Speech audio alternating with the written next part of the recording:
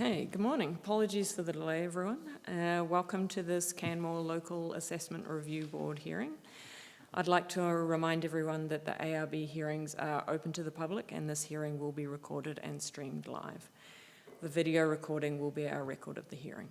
We are here today to review the complaint and subsequent evidence as filed for tax roll number 12714 and the municipal address is 147 Cougar Point. I'll start by introducing the panel and then ask the parties to introduce themselves. After that, I will explain our standard hearing procedure and ask for comments in that regard. My name is Andrea Williams and I am the presiding officer appointed to this panel.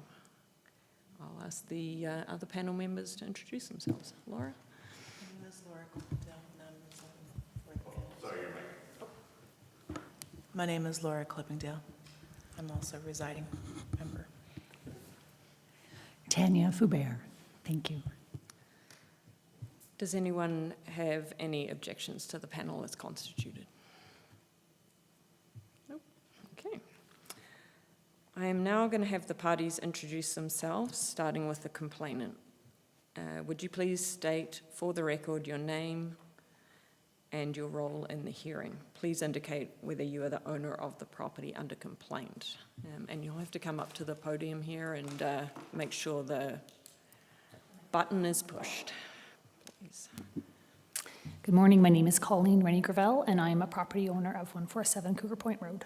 Perfect. Thank you. Thank you.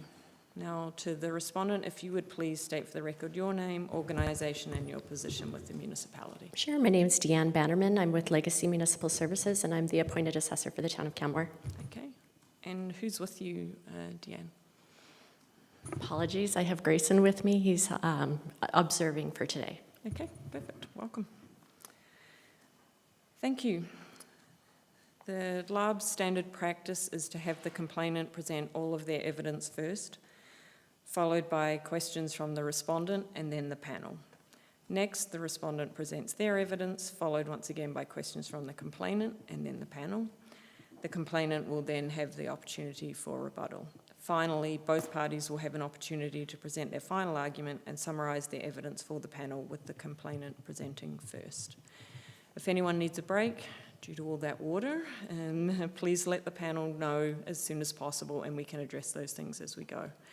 I'll also take this time to remind everyone to please turn off any mobile devices. Okay, are there any questions regarding the procedure today or is everyone satisfied with the process as was laid out? You're good? Good to go.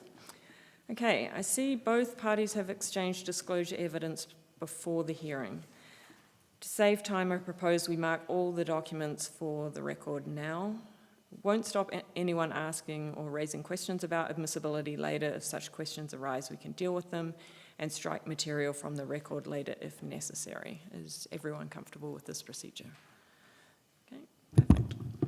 Okay, I'm going to ask Ben to run through the evidence. Thank you. Thank you very much. We received the following evidence for tax roll 12714, complainant package C1, complaint form, 5 pages, complainant package C2, complainant disclosure, 7 pages, and respondent disclosure R1, 73 pages. Okay, good. Are there any preliminary issues for the panel to address? And no for you. Okay. Okay, then Ms. Rennie-Gravel, it's up to you. We're ready to hear evidence if you are set to go ahead. And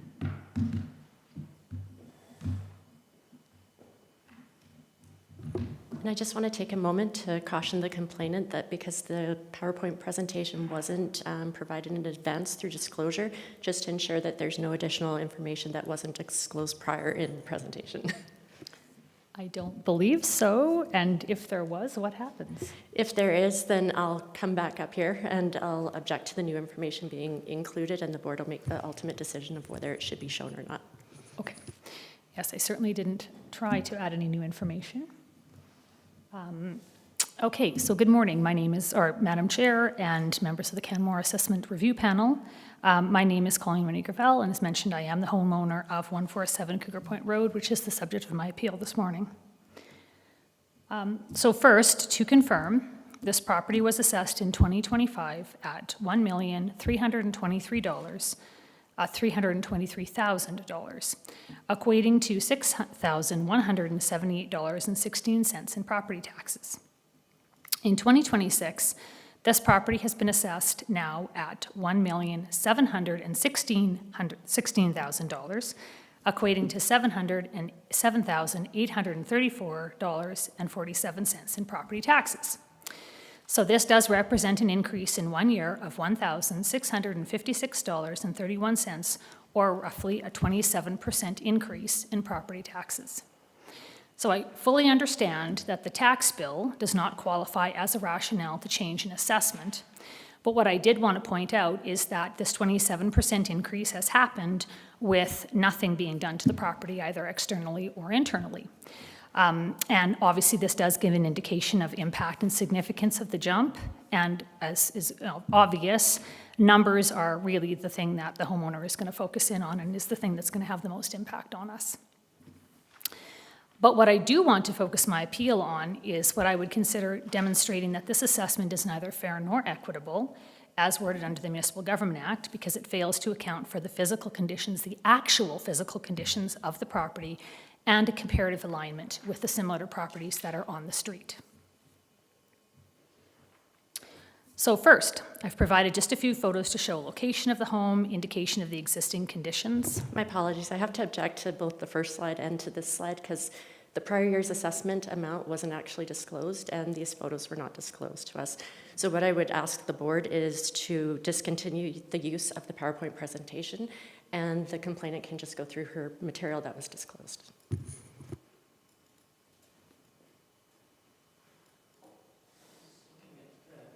Just looking at the presentation as discussed.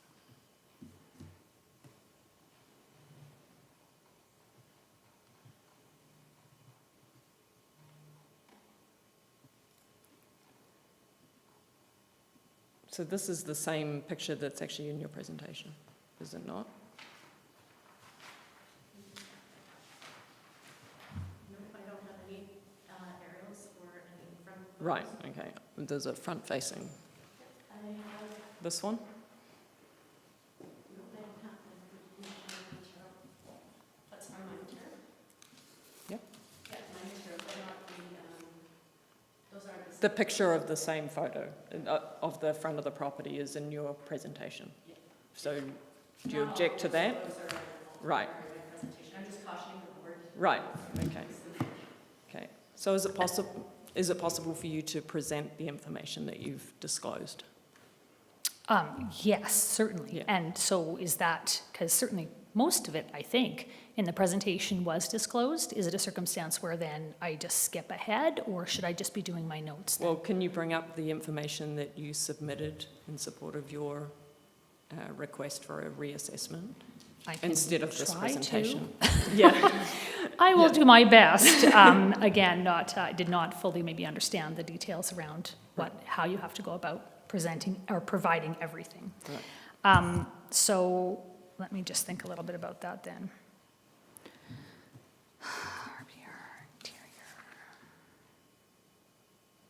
Okay. I mean, I know, I'm sorry. I apologize. It's just the rules of disclosure, so I apologize. I know it's confusing sometimes for property owners. However, if it hasn't been disclosed prior, it can't be presented in a PowerPoint presentation, and it also can't be spoken to verbally if there's new information, so just be very cautious. You know, the first two slides already that we've seen had new information in it that wasn't disclosed, so okay, possibly you I'll try may and want. focus in on just that. Yeah, if you could, and maybe you want your disclosure materials with you so you can reference that. I remember what Okay. was included, Okay. but I may not from a visuals perspective. That might be a bit of an issue, because I've probably mixed up stuff that has and has not been disclosed. Are we able to print a copy of that? Just, yeah. For me, you mean, or for? I'm good, I remember which one it was, yeah. I mean, Okay, let's all let's see follow along with that. how we do then. this. Because again, verbally, so obviously the main point of my presentation is to say that for me, the physical conditions of the home, it's constructed, it was built in 1993. It's a home that has not had significant renovations done to it. So we're talking about basically everything needing to be replaced with decks and windows and siding and interior. I did show one interior photo, I think, of the existing bathroom, which is in the disclosure statement, and that is which is in disclosure information, and basically trying to show that, just if you use even the bathroom as the example, yeah, like this photo here, the bathroom photo, that's yours. Just as an example of basically the level of, or lack thereof, of renovations that have been done to our home. And that basically is throughout. So I can't show you obviously new pictures, which I did take, of all sorts of other areas of the house. But basically, it is a home that needs to have significant renovations completed to it. And I know, and I assume this isn't further information because this is just standard from the Municipal Government Act in terms of how assessments are completed. But if you're looking at every assessment and needing to reflect the physical condition of that property, in my opinion, the assessment does not reflect what the actual physical condition of the property is.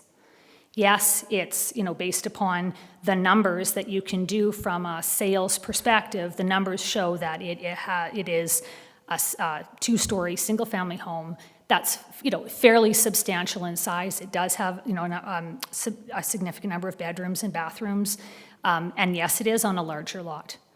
But what I did do then was a comparison of that particular property my property with a couple of other sales on the street. And that information I did disclose, basically, and created a chart then to show, or listed, I guess, in the disclosure information, created basically a comparison, sort of saying, okay, so yes, you can find the numbers and say, okay, my home is, built in 1993. It is 2,400 square feet. It is on a lot that's 10,000 and something. So all the numbers basically will show it. And then the assessor did provide the information in terms of what the value would be as of July the 1st, 2025, if you basically equated it. The two other properties that I took that had comparable sales or similar were the best comparisons, because obviously I'm aware that the primary method of valuing assessments is to analyze data from previous years, determining homes of similar age, condition, et cetera, that have been sold for. I'm obviously not a realtor. I don't have realtor connections, so maybe I couldn't find all the best examples, but what I could cobble together from the internet sort of suggested to me that the two properties that I found, basically sold in December of 2023 and sold in June of 2025, and that's the information I found, that it was a sale in June of 2025, that these properties are sort of comparable in terms of house size, in terms of age, numbers of bedrooms, et cetera. And from the information that the assessor provided with the adjusted sale prices, in general, those would all be in the range of between 1.5 and 1.6 million as of July 1st, 2025, including my home. But then I started to dig a little bit more into it, and that's where the couple of pictures in the disclosure information starts to show, is that that's fine that the numbers suggest that there is similarity in terms of the houses. But if you actually start to dig down into what you see within the home itself, that's great that, the July 1st, 2025 range suggests that it could be 1.6 million or 1.5 million. But if you actually look at the condition of the homes, it would be hard to justify that my home could be as the same or sold for a similar whatever amount as the two properties in question, and I believe it was 254 Grizzly Crescent. Again, my record's showing that was a sale in June of 2025, and 168 Cougar Point Road, I think, is the one that I had. So basically in the disclosure information, I just took the picture of the bathrooms where you can see that obviously 168 and 254 are fully renovated bathrooms in comparison to my home that is a 1990s, I called it a time capsule, because basically nothing has been updated to it. It doesn't have new flooring, it doesn't have cabinetry, it doesn't have anything, and I don't have the pictures obviously for the rest of the home, but that's what you would see. And so it basically, to me, it's hard to justify then that how can this be an appropriate reflection of the physical condition of the properties, the assessment. And also, if you look at the other aspect of the MGA, it's talking about fair and equitable manner, taking into consideration assessments of similar properties. It's sort of, for me, hard to justify that you could compare a home that has significant, has been significantly renovated in comparison to a home that has not been. So let me just make sure I've made all those points. So. And yeah, fundamentally, it's basically, the argument is that 147 in original condition, is it really that you can say an assessment that treats sort of original condition finishes as equal to modern renovations? Does that really meet the physical condition test of the MGA? In my opinion, I think it kind of fails and disregards that physical condition test because it's a completely different type of renovation that's happened. So there's no way that I would be able to sell my home for $1.7 million without having some work done to it, is basically what it comes down to. The second part of my argument was really basically saying, again, that we know that when assessments are to be made, they're supposed to be prepared in a fair and equitable manner, taking into consideration assessments of similar properties. So we know that. So if I just take a step backward and I say, okay, so let's do a bit of an analysis of assessments of similar properties, assessments that are in the same general area, is it truly that, that this has been done in a fair and equitable manner?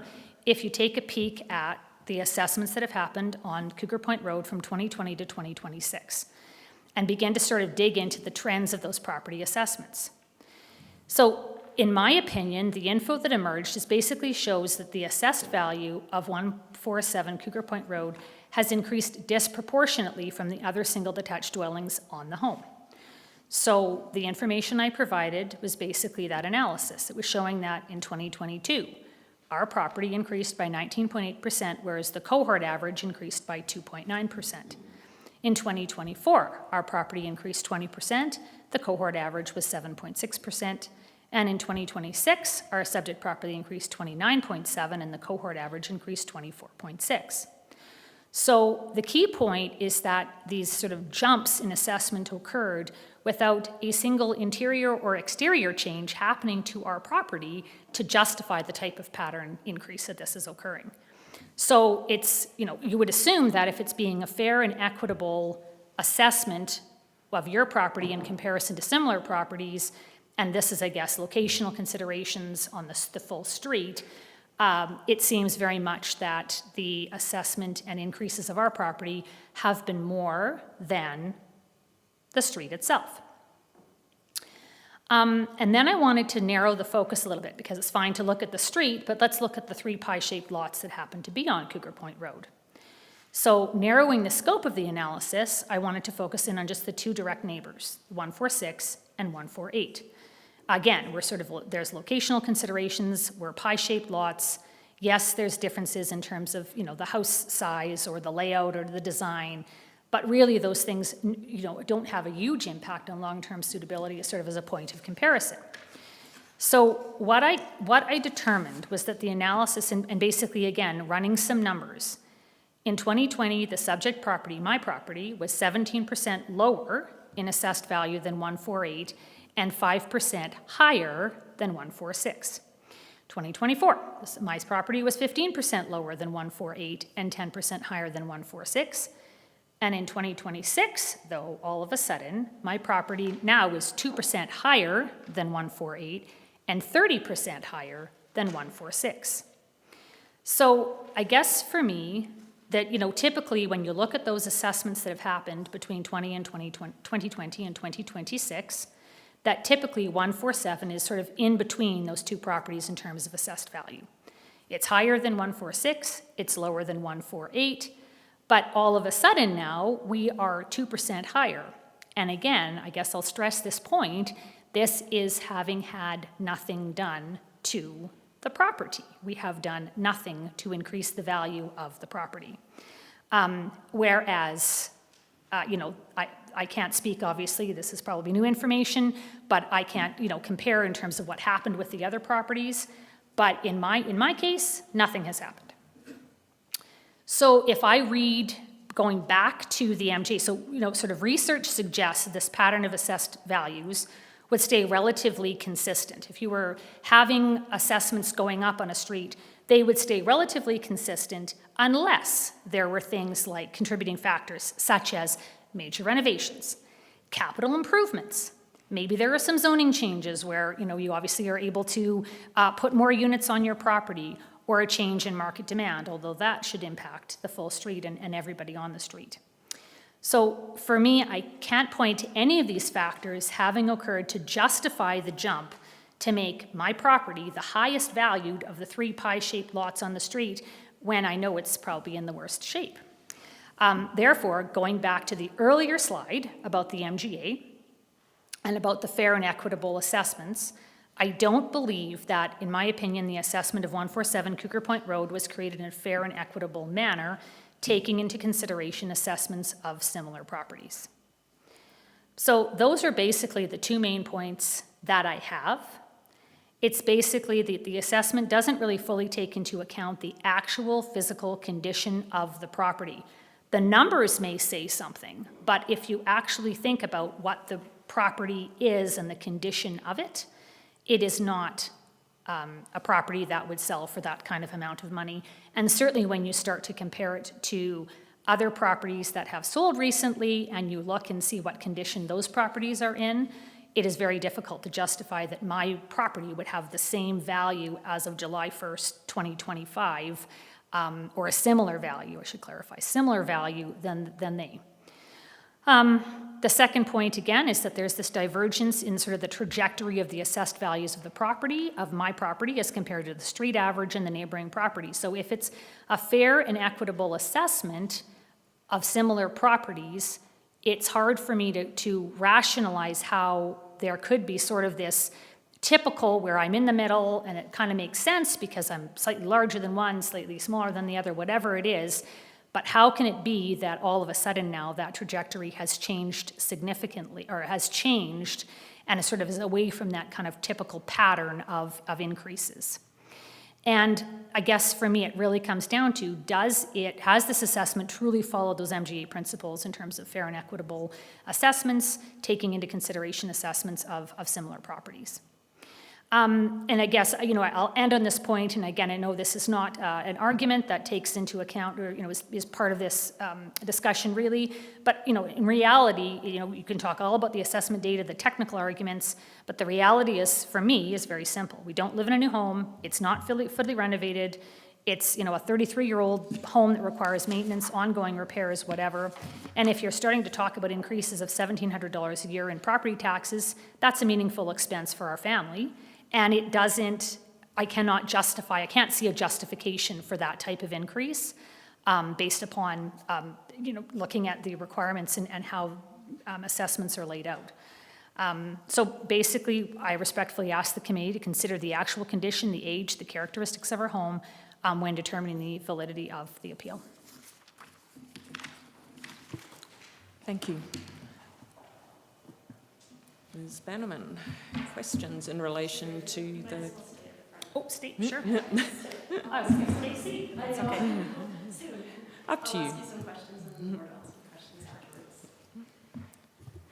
So I just have a question on your C2, so that's your rebuttal document.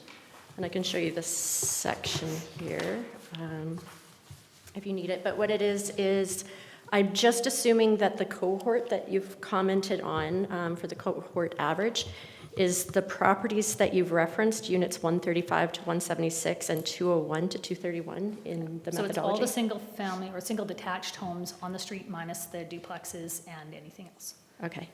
And then, so when calculating those cohort averages for assessment increases over those, for the 2022, the 2024, and 2026, have you provided any of the assessments for any of those cohorts so that we can verify those calculations? No, but the information was taken off of the internet, and that was, yeah, was not provided. But. Sure, yeah, no, that's all my questions, thank you. Okay, Laura, any questions for you?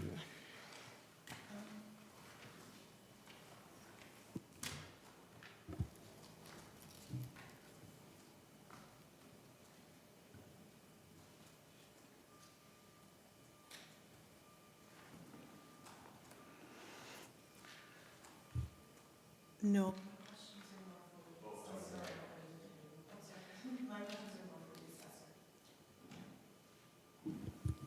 Tanya, questions? No questions. Okay. Let's sit down. Sorry, we will move to the respondent's evidence, please.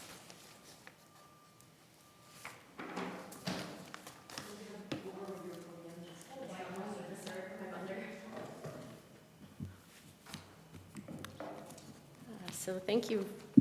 Thank you very much. We're discussing rule number 12714 at 147 Cougar Point Road. So the respondent requests that the Assessment Review Board confirm the 2025 assessment year assessment for the 2026 tax year at $1,716,000. So turning to page 3 of our disclosure, the respondent will demonstrate that assessments in Alberta must be prepared annually. The legislated valuation standard is market value as of July 1st, 2025. That assessments must be prepared fairly and equitably through the mass appraisal process. These principles form the foundation of the respondent's position and are important because much of the complainant's submission focuses on comparisons to neighboring assessments and historical assessment changes rather than market value evidence. So turning to pages 4 and 5, these pages identify the subject property and provide photographs, location mapping, and aerial imagery. As shown on the aerial photo on page 5, the property is situated adjacent to Benchlands Trail. The complainant identified this characteristics as one of the reasons that they believe that the property is overassessed, and the respondent does acknowledge this locational influence. However, as I will discuss later in my presentation, this characteristic was considered through the mass appraisal process, and it is reflected in the market evidence utilized to develop the assessment model. So on the next page, page 6, the subject property is a detached residential dwelling within the Cougar Creek neighborhood. The property is zoned R1. And the 2025 assessment, as mentioned, was $1,716,000 as of the legislated valuation date of July 1st, 2025. So now on pages 7 through 10 of our disclosure, we explain the legislative framework under which assessments are prepared. Under Alberta legislation, assessments must reflect market value. And market value is defined as the amount that a property might reasonably be expected to realize if it was sold by a willing seller to a willing buyer in the open market. The legislation further requires that the assessment reflect the market value as of July 1st, 2025. So importantly, the legislation does not require that assessments reflect previous assessments, prior board decisions, or relationships between neighboring assessments. The legislation requires one thing, and that's the estimate of the market value as of the legislated valuation date. Losing my voice. So the legislation also requires that assessments be prepared using mass appraisal. And this is a very important distinction for this complaint. So on our pages, I believe it's page 8, mass appraisal differs from fee appraisal prepared to a single property appraisal. As we explained on this page, mass appraisal requires assessors to analyze groups of comparable properties, identify common characteristics, validate market sales, and develop uniform valuation models that replicate the market behavior across an entire class of property. The purpose of mass appraisal is to ensure that assessments are prepared consistently, fairly, and equitably across all similar properties within the municipality. So this distinction is important because the complainant's submission focuses heavily on a small number of neighboring properties and historical assessment relationships. The legislation does not require the assessment to determine value based on a handful of neighboring properties or neighboring assessments. Rather, it requires the assessor to analyze the broader market and apply a uniform valuation model developed from validated market evidence. So on the bottom of page 8, we discuss the valuation approaches that are available to assessors.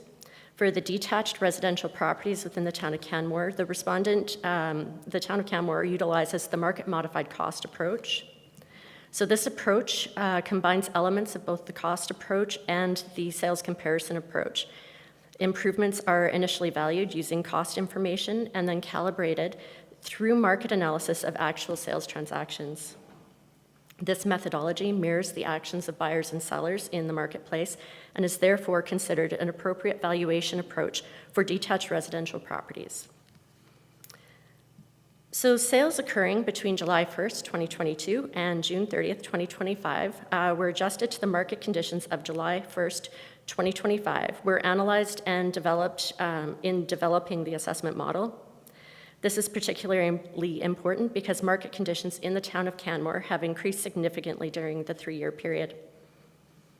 In order to ensure that all sales reflect this legislated valuation date of July 1st, 2025, sales need to be adjusted for this market movement. This process is specifically endorsed by Alberta Municipal Affairs and is required to ensure that the older sales can be used meaningfully compared to the valuation date.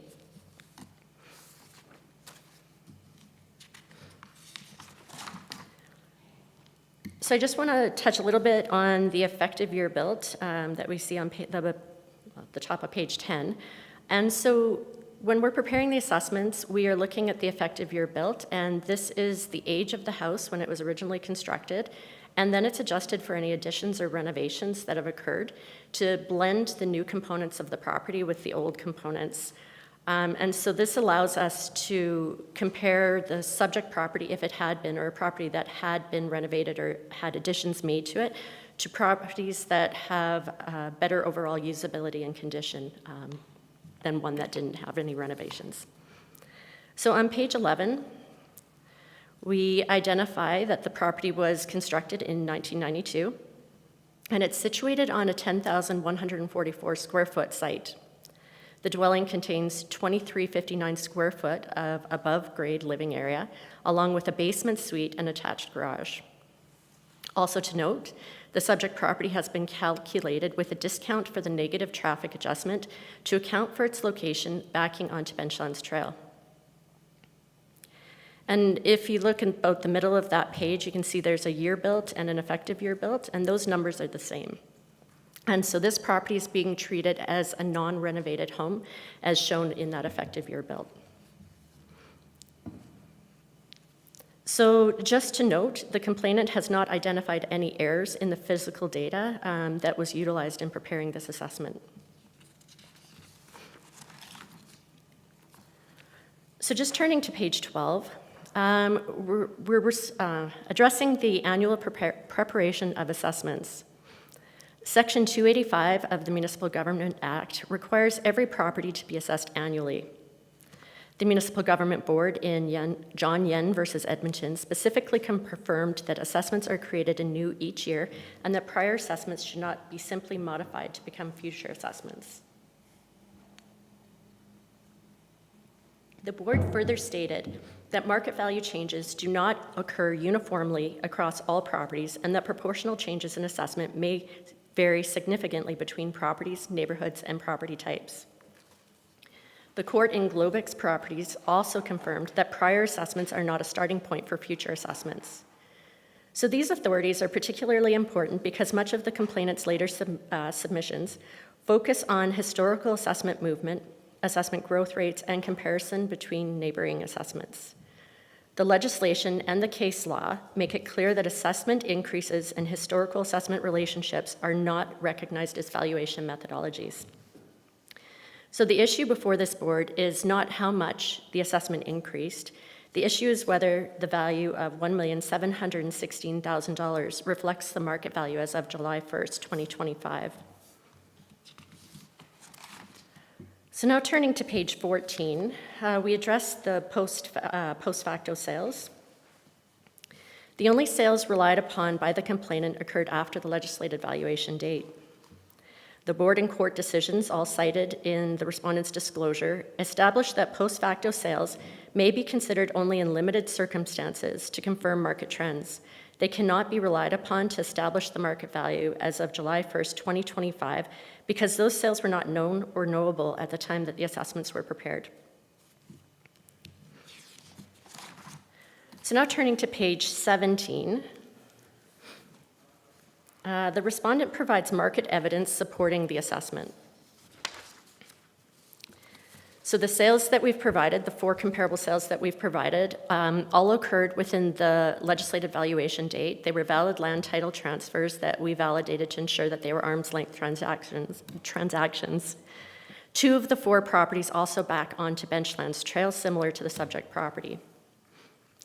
So of note, the subject property is larger than all 4 of these properties, and it has the largest site area at almost double the size. It has the largest dwelling area and is the only property containing a suite. When those superior characteristics are considered, the assessment of $1,716,000 is supported by the market evidence that we've provided. So now turning to page 18, there's a map showing where these properties are located similarly to the complainant's property. So on page 19, the respondent addresses the sales identified by the complainant.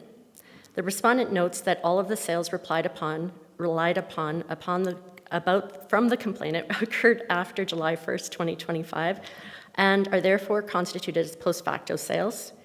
The only sale that occurred within the legislated valuation period that we've identified, which was not the sale referenced on 168 Cougar Point Road by the complainant, but we did use the prior sale, which did occur within the valuation period. So we had included that as a comparable to the subject property as well. So the respondent's analysis further demonstrates that the differences in assessed value between the subject property and the complainant's selected properties are attributable to the differences in the size, quality of construction, the effective age, the structure type, and the location, all of which we've identified on our chart in the comments. So the complainant also places considerable reliance on historical assessment relationships and assessment movement between neighboring properties. The respondent submits that such analysis does not establish market value.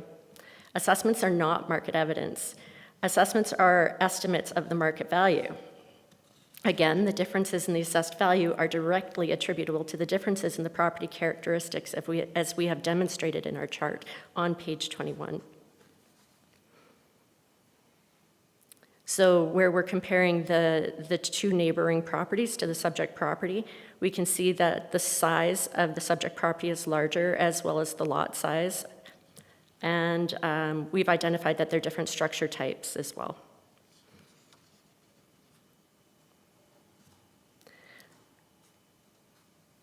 So comparing one assessment to another assessment does not establish that either assessment is incorrect or correct, unless the properties were identical in all respects. The most reliable evidence of market value remains actual market transactions occurring within the legislated valuation period. So now on page 22, just to summarize, the respondent submits that the evidence provided demonstrates the assessment was prepared in accordance with Alberta legislation, that it reflects the market value as of July 1st, 2025, and was developed using mass appraisal techniques which were applied uniformly throughout the residential inventory. The market sales support the assessment that the respondent has provided, and the complainant has not produced market evidence within the valuation timeframe demonstrating that the assessed value exceeds the market value as of the valuation date. Rather, the complainant primarily relies upon post facto sales and historical assessments.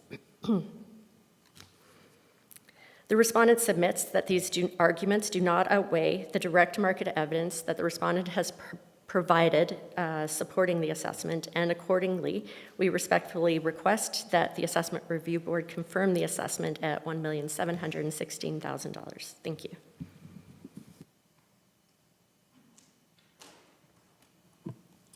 Thank you. Ms. Strang-Gravel, questions for the assessor on their presentation? Yeah, perfect. Yes.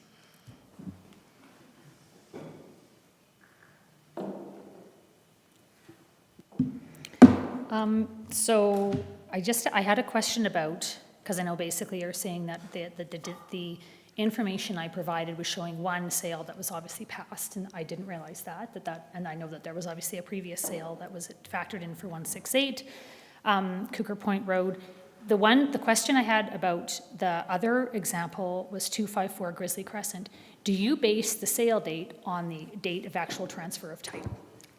Yes, that's correct. We're required when preparing assessments to use the land title transfer date. Okay, because my information suggested that it was a June 2025 sale, but obviously by the time the actual transfer of title happened was in July. That's correct. Okay, so that clarifies that for me. The other question I had, and this was quite, maybe I didn't pick up on this before, but you talk about a basement suite. That's correct. How do you define a basement suite? Because our suite has no permitted approvals for the use of it. Some previous owner, of course, put in the kitchen. So I guess from my opinion, that's great that it could be used as a suite, but that's like saying you could use your property for a vacation or a tourist home because you don't have approval for it, but you could. Yes. So do you factor in, how do you factor in a suite that is not legal and or like the potential use of it as a vacation home or something like that? How do you factor those in? Sure. So when we're looking at, when we're identifying a property as having a basement suite, we're looking at the actual construction of it. So we're looking at it having the ability with an entrance, a separate entrance for that suite, and we're looking at the finishing of it. So if it has a kitchen there and it has the bathroom to support any type of suite. So just the physical component of it, not whether it's a legal, recognized legal suite or not. And so like, obviously, because in our case, I'm sure it doesn't have all of the requirements from a building code perspective, right, to allow it to be a legal suite. But for you, you would basically just say, oh, they have a kitchen and an entrance. So in theory, if they wanted to, they could at some point use it as a suite. Yeah, in theory, they could use it as a suite. But the other part of it too is that the basement suite finish is generally a better quality finish than a regular basement finish, just because it has those additional components in it, being the bathroom and the kitchen as well. And The so when you say cabinetry and- finish, what do you mean by finish? Like having the kitchen. Okay, you so know, it's things not like the quality or the look of it, you're meaning just basically the fact that it has, the ability to function as a separate unit if you wanted to. Yeah, or a mother-in-law suite, anything like that, or kids' suite. It has additional uses than normal basement finish. Okay. But I'm assuming that you don't assess a home, any other home for or our home and saying they could, so it's because again, you're basing it just on what you see. So it wouldn't be a circumstance where, because I'm thinking back again to the whole point about, oh, you could use it as a vacation home, but you wouldn't, that's obviously because there's nothing there that would suggest that it is a vacation home No. versus the physical condition of what potentially could be a suite. That's correct. It's just the condition, or the physical. Just another couple quick questions then in terms of how, so when you talk about, so when there's this comment about like physical conditions, is that the actual, like what is compromised within physical conditions of the home? Like what, is it a circumstance? Because I read that as being like the actual condition of the home, the things that need to be replaced, the renovations that need to be done, et cetera. Is that factored in, like when you think about the term physical conditions? Yeah, it is. And so when we're talking about your particular property and the lack of renovations that have been done, or substantive renovations that have been done, we're looking at it as a 1992 property. And so when we're preparing the assessments, we're assuming that that 1992 property has had nothing done to it. Just regular maintenance, things like that, but no renovations. So at the point where there have been renovations or upgrades done to the home, that's going to improve their overall appeal, but also live life, because certain components like a roof, they only have a 20-year life anyway. So we assume that at some point that roof has to be replaced as part of this, so that wouldn't increase your effective year built that we have on your property. But it is being treated like every other house. If there was an issue where there was deferred maintenance, where the property started not being maintained to the same level as a normal 1992 home would be, so say the roof wasn't replaced after 20 years and it started leaking and causing water damage to the interior of the home, things like that, that's when we would look at something, adjusting the condition from something where it's the average, which your property would be for its age, to something that would be a lower condition because of some of the deferred maintenance that hadn't been done that was causing structural issues. Okay. I think that was the only questions. Thank you. Questions from the board? Other way? You need it on. I have one question for you. So when I'm looking at 146 Cougar Point Road, you have it as bi-level walkout basement backs onto Benchlands Trail. Mhm. Is this also a renovated suite? 146? Oh, on our comparable sheet, 146, sorry, yeah. apologies, yeah. We don't have it as a renovated home. We just have it as the bi-level walkout basement, which backs onto Benchlands Trail. So the additional information that we have provided, like we have more details further on into our disclosure package on each of these individual components, for each of the individual components that we use for the assessment process for each of these properties. So what was the basement suite was your other question? I just wanted to know if it was a renovated basement suite. For her comparables, for 147 Cougar Point Road, you have it as some upgrades, walkout basement suite backs onto Benchlands Trail. Yeah, and we didn't have that information. We don't have that property has, I'm just verifying here, apologies. So for 146 Cougar Point Road, it does not have a suite. For 148 Cougar Point Road, it does have a suite. So on that chart on page 21 of our disclosure, we've identified which ones have the suites and which ones don't, and which ones were renovated. Yeah, which I ones just wanted to confirm. Oh, So, yes. Yeah, the 148 is renovated. Hers is some upgrades, has a suite, right? I'm just trying to That's correct, differentiate between the comparable homes for similar prices, Sure. that the homes were substantially renovated, and that her home is in original condition. That's right. And then, you know, some of the other differences as well as the floor area is, you know, significantly larger in the subject property along with their lot size. So, Okay, thank you. yeah, no worries. Tanya? Questions? I have a couple of questions. You did say that you had made an adjustment for traffic. That's correct. What is the adjustment? It doesn't So actually we show. have the minor traffic adjustment for this particular property, and that's around a 5% adjustment to their overall assessment, to their land assessment. Right, 5% of the land. I saw it said traffic, but it doesn't tell you the amount. That was the question I had. My other question, just relating, so you're saying, okay, you've done a market modified cost approach, and obviously this house is 92. So presumably when you're doing a cost approach, the further away you get from the point of construction, you must be having higher levels of depreciation. That's correct. Yeah. So at what point does it not become relevant to use a cost approach? I suppose that would be at the point, so you're meaning like what point does the house completely depreciate? Yeah. Yeah, so we see a lot of evidence of this in TP Town and South Canmore. Yeah. Generally, a home would have, you know, the 80-year to 100-year life, depending on the quality of construction originally. That depreciation calculation has been expedited a little bit in some of the older neighborhoods in town because we have properties that haven't hit that threshold where the home would no longer have utility according to a cost approach. But we're looking at those individually because we recognize that even though they're a 1980 built or previous, they're being torn down. So we're adjusting those calculations and attributing no value to the improvement, or nominal value, which we call $1,000, to the improvement for those properties, recognizing that the value is all in the land of those. But that is that's something we look at on a one-by-one basis for each of the properties, because it depends on how big they are. You know, because some of them would be renovated substantially, have a second floor put on them, like we see in Lions Park. Or, you know, if they're smaller, they're just going to be a demo. Okay. If that answers your question. Just one other question. On the basement suite, so you were saying that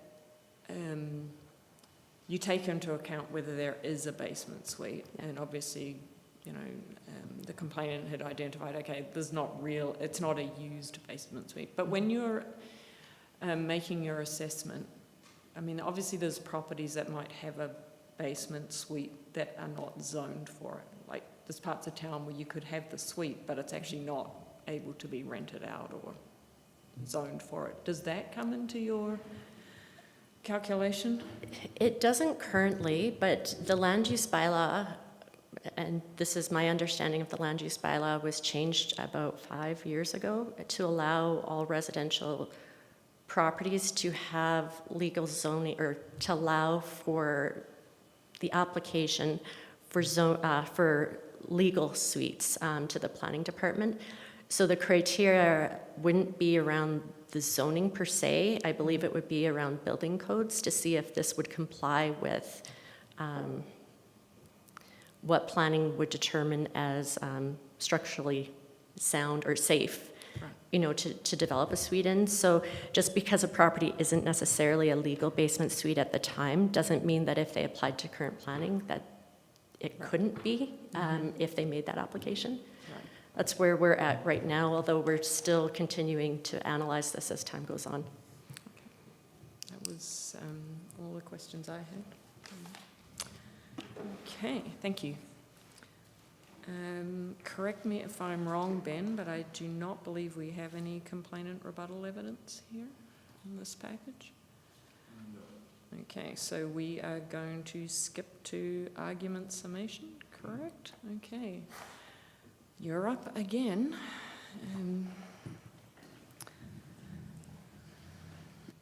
If I did have one more question, is there time for that at some point, or does that happen anywhere else in the event, or in the section here? To another question, if there is one. Sure. My apologies. And it came, of course, from hearing the questions. So I heard the term some upgrades. Can you confirm what upgrades those would have been factored in my house? So it wasn't enough substantially. I have to check the inspection comments, to be honest, but it looked like maybe one bathroom was done, or something of flooring might have been done to the property at one point, but not enough to change what we would have considered the effective age of your home to make it last longer or really appeal more to potential purchasers out there. Okay, because I did understand that you were still basing it on being an unrenovated, right? That was That's what I correct. heard, And so yeah. that's reflected in the effective year built that we're using for the calculation for your property being the same as the year built for your home. Interesting. Okay, Okay. thank you. Yeah. I don't really have, so this is the summation of the arguments. I'll just reiterate my points that I had made, obviously. So the key piece for me, again, is I'm having a hard time wrapping my head around how this assessment could in fact be correct based upon the fact that, and the key I go back to again is that nothing has changed in terms of the actual physical appearance, physical condition, et cetera, of the house. We've done nothing to it, and yet we still have that much of an increase, $400,000 increase in our property assessment. So I guess like this, for me, it's looking at it, and again, it's difficult to all, of course, have the information accessible in terms of being able to make the comparisons and, of course, understanding the details of how you can make those comparisons. And you look and you say, I can totally see why, homes may be selling for significant amounts if they are renovated and are obviously, attractive in that regard. But if you compare a house of our age and our appearance without having those renovations, it's hard to justify how you could possibly have that kind of increase in property assessment. And yeah, the other point, again, like just from a comparison perspective, and I know obviously the assessor has had some comments about that, but it's basically if the common sense would be like, again, not looking at the legislation and how it all necessarily works.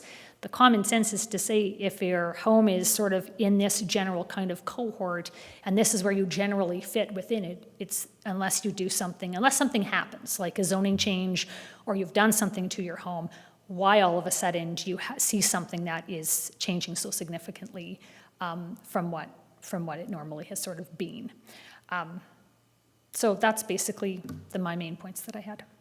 Thanks.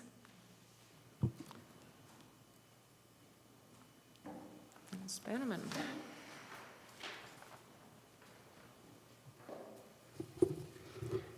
Sure, so I just want to reiterate what I'd previously mentioned in my presentation.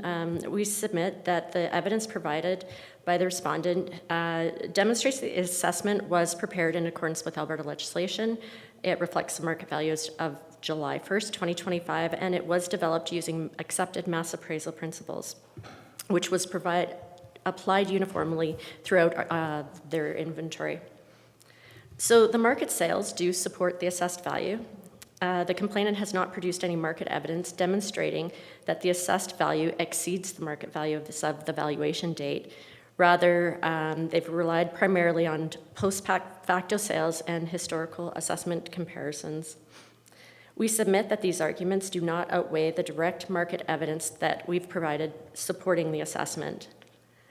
The respondent has explained that the specific issues to the subject property have already been addressed in the mass appraisal process, so this being the traffic for being along Benchlands trails and the lack of renos. And it was taken into account throughout the assessment process and reflected in their overall assessment. So we respectfully request that the Assessment Review Board confirm the assessment at $1,716,000. Thank you. Thank you. And you do get the opportunity for a final word if you would like one. Up to you. Okay. Thank you everyone for your cooperation and for your helpful presentations. At this time, I would like to ask the parties if they feel that they have been heard today and if they feel that they have received a fair hearing. Okay. I will now declare the hearing closed. No further evidence or submissions may be received by the board. The Municipal Government Act requires a written decision within 30 days and gives the clerk an additional 7 days to issue the decision. We'll make every effort to meet or beat those requirements, and the clerk will forward our decision to you at our earliest opportunity. Thank you, everyone.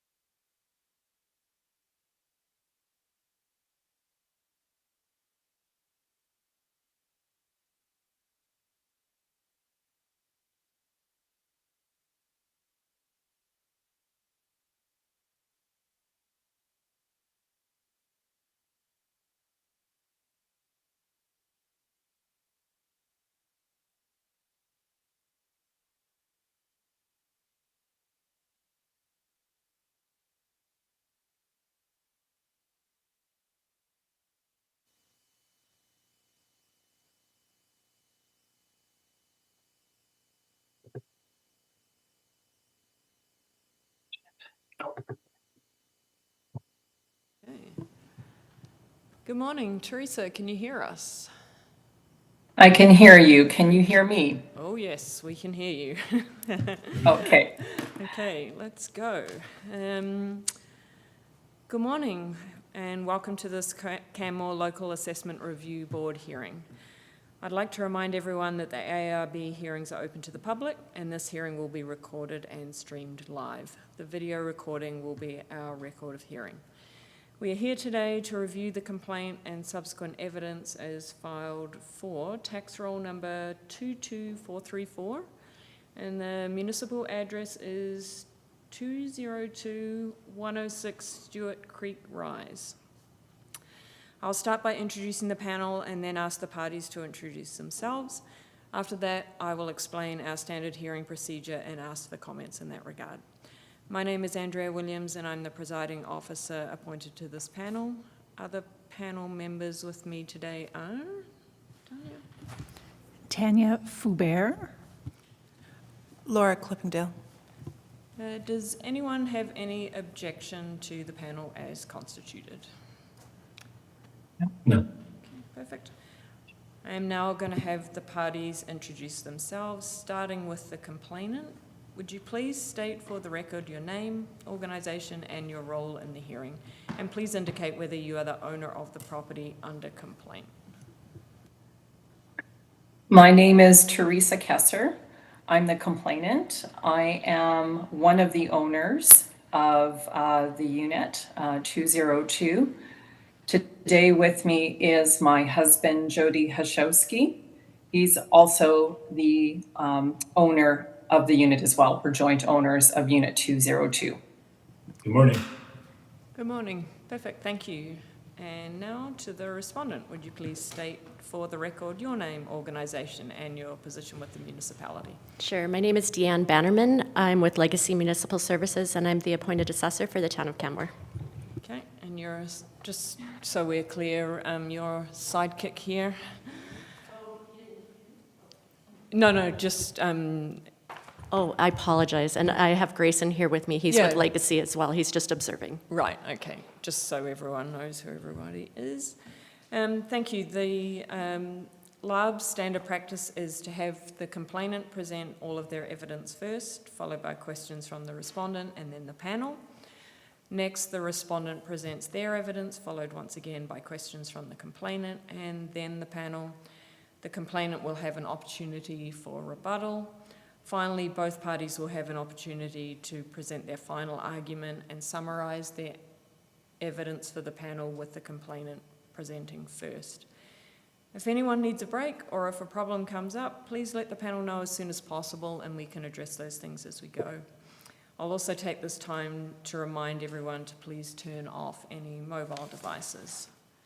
Are there any questions regarding the procedure today, or is everyone satisfied with the process as laid out? We have a nod.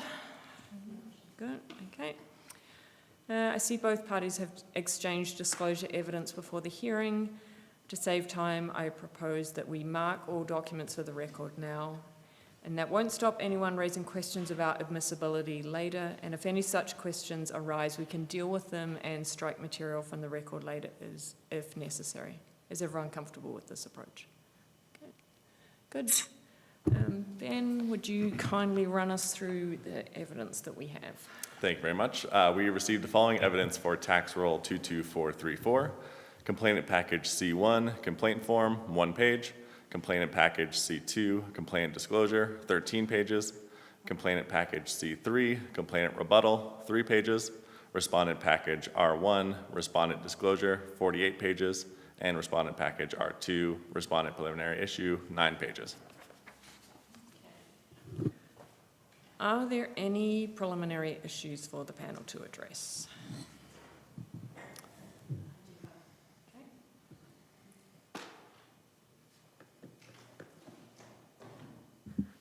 I have 2 preliminary issues before the board today. I've prepared information in advance so that you can follow with what my requests are. So I'm going to be referring to R1 for the beginning of my explanation as to what my preliminary issue number 1 is. So the respondent is requesting that the board dismiss the complaint for tax rule number 22434 pursuant to section 467, sub 2 of the Municipal Government Act, due to the complainant's failure to comply with the disclosure requirements contained within the matters relating to assessment complaints regulation, and the complainant's failure to meet the evidentiary burden required under section 460, sub 9 of the Municipal Government Act.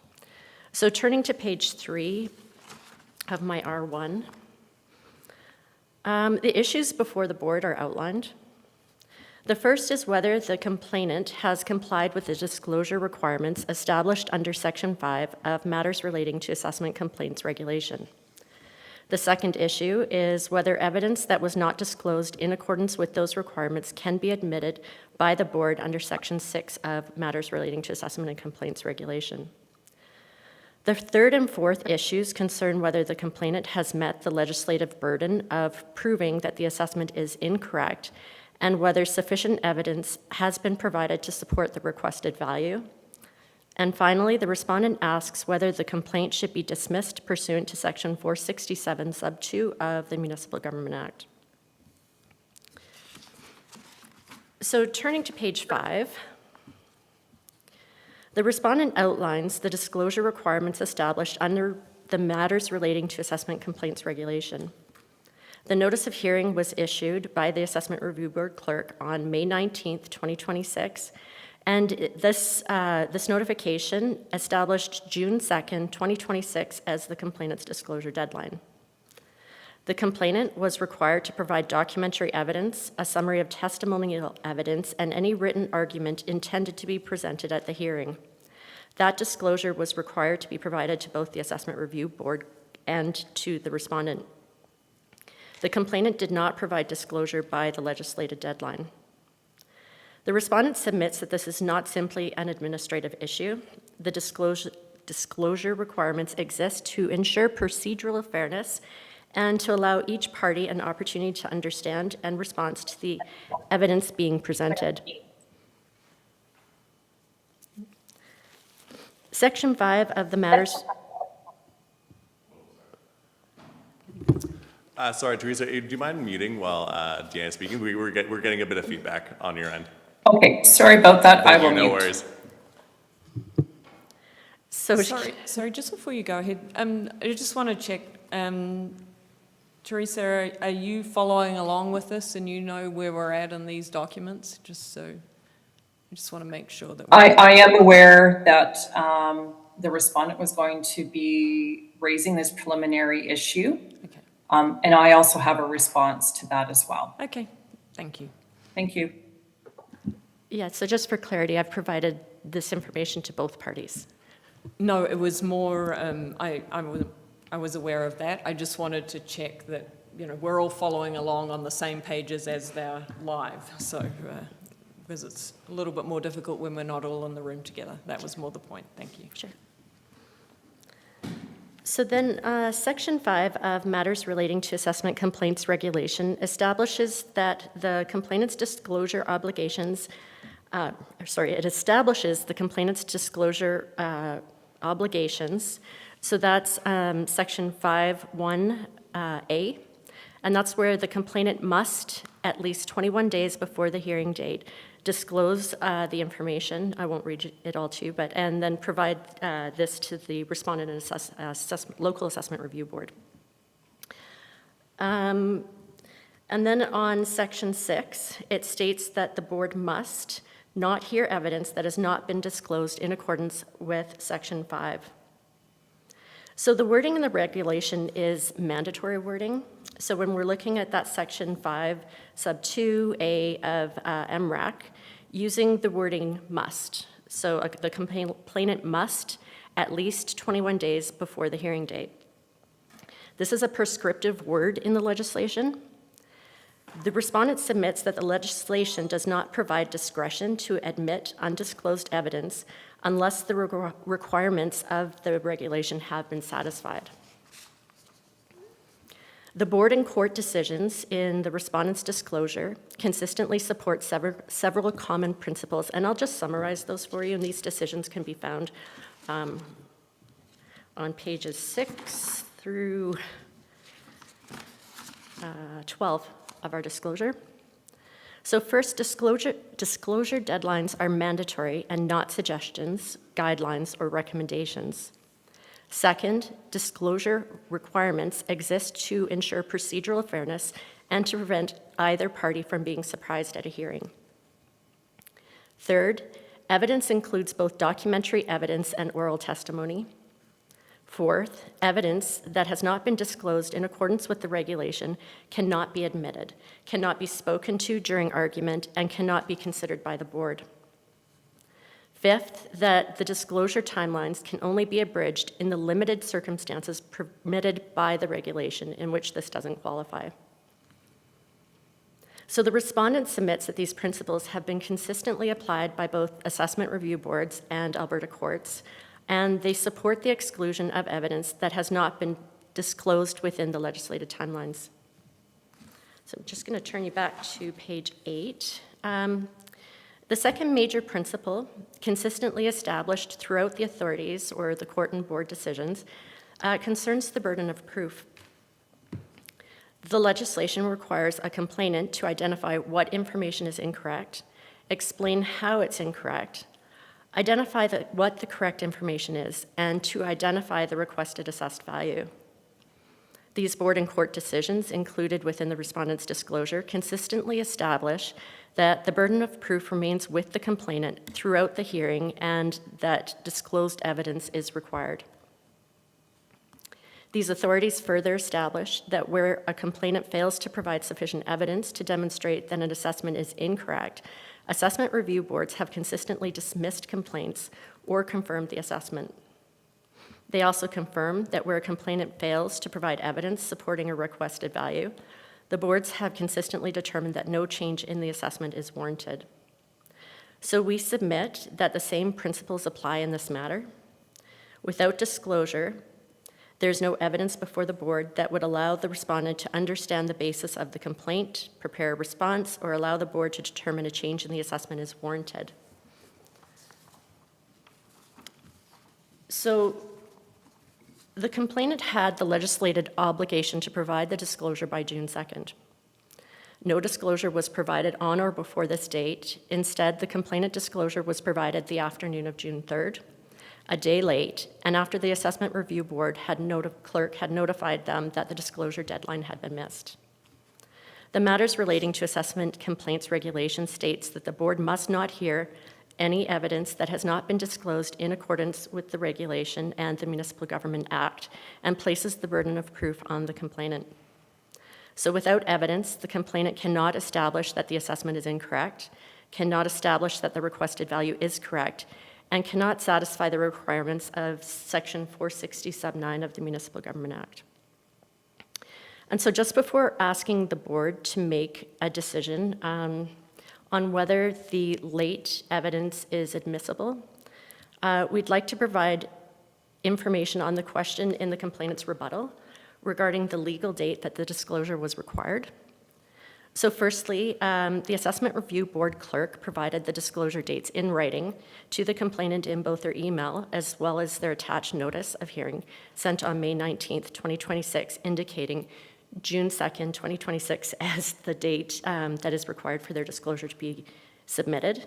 And the second point that I want to make regarding this is the calculation of the date and the 21-day requirement. So the ARB clerk is required to rely on the Interpretation Act when calculating the legislated dates. So Section 22, sub 3 of the Interpretation Act, under the requirements for the computation of time states, if an enactment contains a reference to a number of days expressed to be clear days, to at least or not less than the number of days between two events, in calculating the number of days on which the events happened, the events shall be excluded. So what that's saying, so matters relating to assessment complaints regulation is worded at least 21 days. So we feel that based on that, you don't take the first day, you don't take the last day, being the two events noted in the Interpretation Act. So the Assessment Review Board deadlines for the complaint disclosure were calculated correctly. So before asking the board to dismiss the complaint or to go into the information regarding my second preliminary issue that we'd like to raise, we would ask that the board make a decision on the late disclosure from the complainant, if that's okay. Pardon me? I'd rather hear all of it first, I think. You want to hear all of it? It What- changes, so, What is the second point, I guess? is- the second one Yeah. is, so it would depend on if the late evidence is accepted. We received information that had new information we would feel through the rebuttal, which would be contrary, it would be new information that wasn't previously provided, which would be contrary to what rebuttal argument is supposed to be. Yeah. So that would be my issue, but I could present more information on it. It just really depends if you're accepting the original evidence, because if you are, then the rebuttal stands, and I will remove that preliminary issue. Yeah. Well, I think the respondent, or the complainant rather, had a point to make about the late evidence, so I would like to hear that. Thank you for the opportunity, Madam Chairman and members of the board, to present our situation with respect to the evidence deadline. With respect to receiving the email from the ARB clerk on May 19th, first of all, the evidence disclosure date was not specified in the email itself. It was specified in the attached document. And when we read that attached document, we also referred to a section within that document that stated that the complainant must at least 21 days before the hearing date disclose to the respondent and local assessment review board the documentary evidence. And I won't go into all the details stated on that part of the document. So with that information, looking at the 21 days, we had looked at June 3rd as the submission date for our evidence. So in my rebuttal document to the respondent, we had shown that the date calculation we had used was taking our hearing date of June 24th, taking 21 days away from that, that is equating to June 3rd. In all due respect to the respondent, and they raised the Interpretation Act when it comes to dates. As a regular civilian, that is not an act that I would be referencing, and I am not from a legal background, so that's not an act that I would have typically looked at to confirm the date of 21 days prior to the hearing date. We're also looking at the overall approach of procedural fairness. We believe that we have followed procedural fairness in the fact that we had disclosed evidence to all the parties. We had reached out to the clerk the morning of, the ARB clerk, the morning of June the 3rd and said, we have evidence ready to go. Can you please confirm that we're able to submit this evidence? And we heard no response back from the ARB clerk that morning or even to the early afternoon. So we were proactive in submitting our evidence package in the afternoon, but we would have submitted it right away in the morning had we had a response back from the ARB clerk, and we didn't.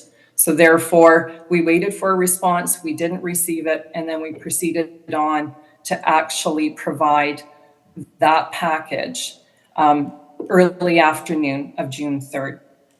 My question is to the board and as well to the respondent, with a less than 24-hour timeline difference between June 2nd and when we submitted our evidence, has this unduly prejudiced the respondent from having adequate time to review the evidence that was submitted?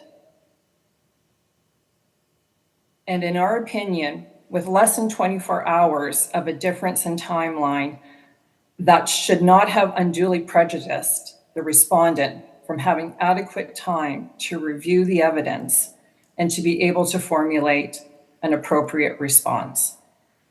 So we're respectfully asking the board to allow our evidence to form part of the complaint and for us to be able to present the evidence today.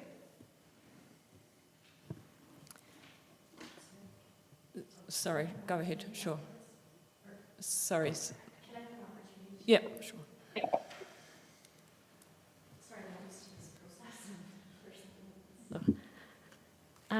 So I just want to refer the board and the complainant to our evidence package on, our original R1 evidence package on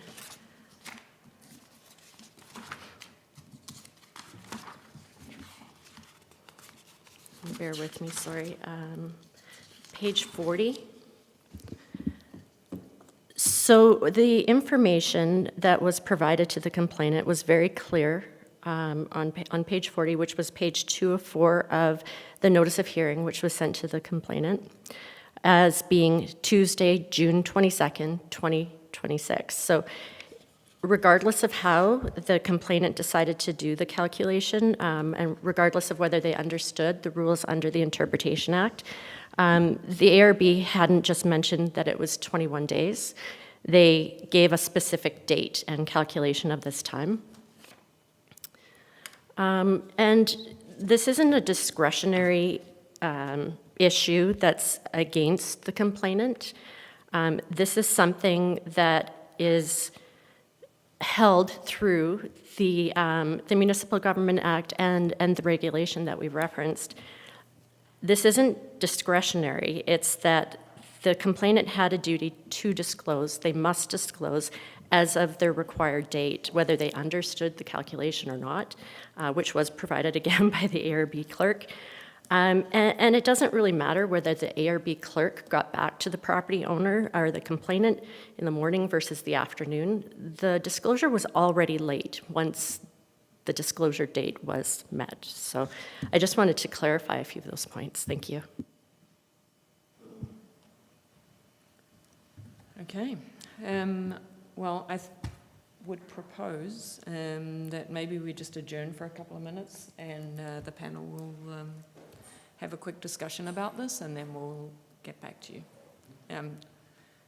Thank you. We'll go upstairs.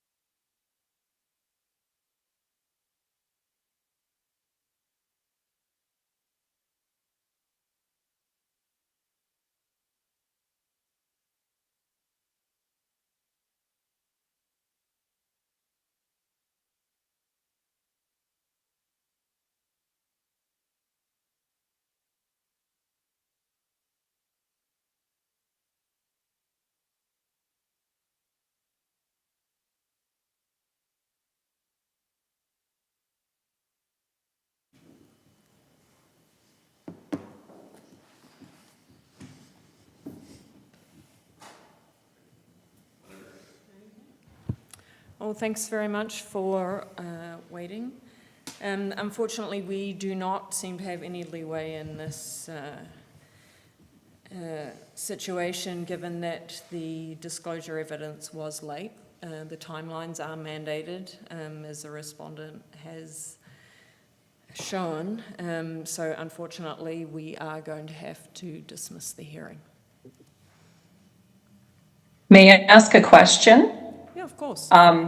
According to the regulations, again, this is the municipal regulations. AR 201-2017, Section 5 states that at least 21 days before. To the average person, 21 days before June 24th is June the 3rd. But I think the point you're missing here is that whether it's June the 2nd or June the 3rd, and the information provided by the town did clearly state June the 2nd, that's the last date. You could have submitted the evidence on May the 23rd, May the 25th, May the 28th. So, I mean, I think we would encourage information to be submitted in advance of the deadline, because then it's unfortunate. But did I technically, from a 21-day period, doesn't that fall still within the legislative timeline that we submitted on June the 3rd? No, it doesn't. And, you know, as indicated, the June 2nd date was on the documentation that was received, and that's the last date. So, I mean, as I say, I'd encourage early submission of information, and then we just don't get into this technical problem, which unfortunately we don't have a response to because it's mandated. You know, our hands are tied here, unfortunately.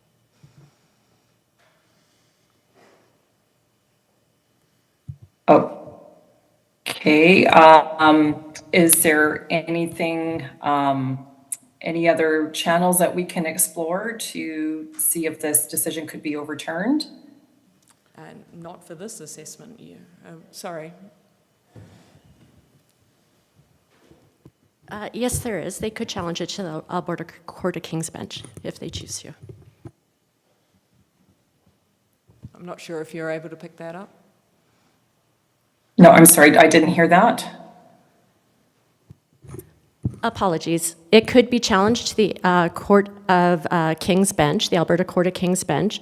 However, as mentioned during my submission and with the information that you have through my disclosure, the courts have been very, very clear on disclosure timelines. So I would suggest that the board made the reasonable decision and the courts would likely follow suit.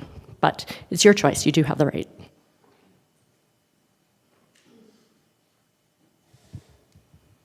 All right, well, looking at, I guess, the decision that's been made by the ARB, I respectfully honor that decision that you've made. However, I am not in agreement with it. Again, given for the reasons that I have provided. I'm assuming that this is going to be concluding our complaint hearing at this point in time. So I thank you for your time as a board, and I guess that's kind of all that we can say at this point in time. Thank you, and I appreciate, I know it's difficult. I mean, unfortunately, as the respondent outlined, there are timelines and they are designed to ensure fairness for all the parties, but I understand that it's disappointing. So thank you very much for your time.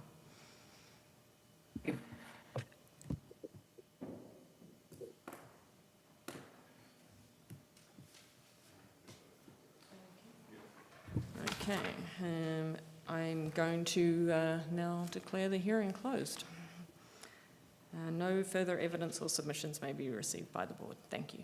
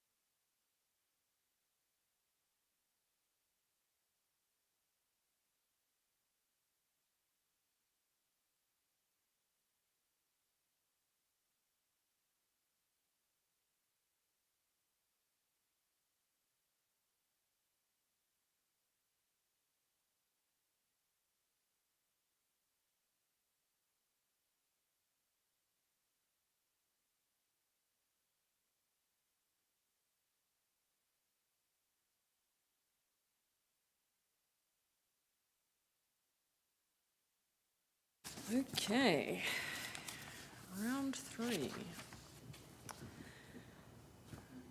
Good morning. It is still morning. Welcome to this Canmore Local Assessment Review Board hearing. I would like to remind everyone that the ARB hearings are open to the public and this hearing will be recorded and streamed live. The video recording will be our record of hearing. We are here today to review the complaint and subsequent evidence as filed for tax roll number 21,500, and the municipal address is 237A Three Sisters Drive. I will start by introducing the panel and then ask the parties to introduce themselves. After that, I'll explain our standard hearing procedure and ask for comments in that regard. My name is Andrea Williams and I'm the presiding officer appointed to this panel. The other panel members with me today are Laura. Laura Clippendale. Tanya Foubert. Does anyone have any objection to the panel as constituted? Okay. I'm now going to have the parties introduce themselves, starting with the complainant. Would you please state for the record your name, organisation and your role in the hearing? Please also indicate whether you are the owner of the property under complaint. So if you come up to the microphone here and then hit the button so the red light comes on. You'll have to push the button so the red light comes on. There should be a button. Yep, now we can all hear you. Only, Perfect. I just don't want to break anything. Okay, thank you. My name is Spartak, last name Goryachev, and I'm the resident of 237A Three Sisters Drive, Canmore. Okay. This is myself and my wife residence. Okay, perfect. And you can take a seat. And we will now ask the respondent if you would please state for the record your name, organisation and your position with the municipality. Thank you. My name is Deanne Bannerman. I'm with Legacy Municipal Services, and I'm the appointed assessor for the town of Canmore. Okay, perfect. Thank you. The LARB standard practice is to have the complainant present all of their evidence first, followed by questions from the respondent and then the panel. Next, the respondent presents their evidence, followed once again by questions from the complainant and then the panel. The complainant will have an opportunity for rebuttal. Finally, both parties will have an opportunity to present their final argument and summarise their evidence for the panel, with the complainant presenting first. If anyone needs a break or if a problem comes up, please let the panel know as soon as possible and we can address those things as we go. I'll also take this time to remind everyone, please turn off any mobile devices. Are there any questions regarding the procedure today, or is everyone satisfied with the process as laid out? Okay. I see that both parties have exchanged disclosure evidence before the hearing. To save time, I'll propose that we mark all documents to the record now. That won't stop anyone raising questions about admissibility later. If such questions arise, we can still deal with them and strike material from the record later if necessary. Is everyone comfortable with this procedure? Okay, Ben, thank you. Perfect, thank you. We received the following evidence for tax roll 21500, complainant package C1, complaint form 2 pages, complainant package C2, complaint disclosure 9 pages, and respondent package R1, respondent disclosure 66 pages. Perfect. Are there any preliminary issues for the panel to address? Okay. Okay, Mr. Goryachev, we are ready to hear your evidence. If you want to please come to the podium. I'll be quick, actually. So, yes, I disagree with the property assessment for my residence at 237A Three Sisters Drive for tax year 2026. In this year, 2026, my property was assessed as $1,936,000, which is 26% higher than 1 year before, when my property was assessed for $1,526,000. So it's more than $400,000 raise. At the same time, I understand that Three Sisters Drive is like highly developing area, rapidly developing area, and there are a lot of new houses under construction right now, and they were constructed during 2024, 2025. It's new modern houses with pretty big square footage, as I know, and I believe that the assessment was done including prices for sale for these houses, and that also was applied to my house, my residence, which is different by size, by year.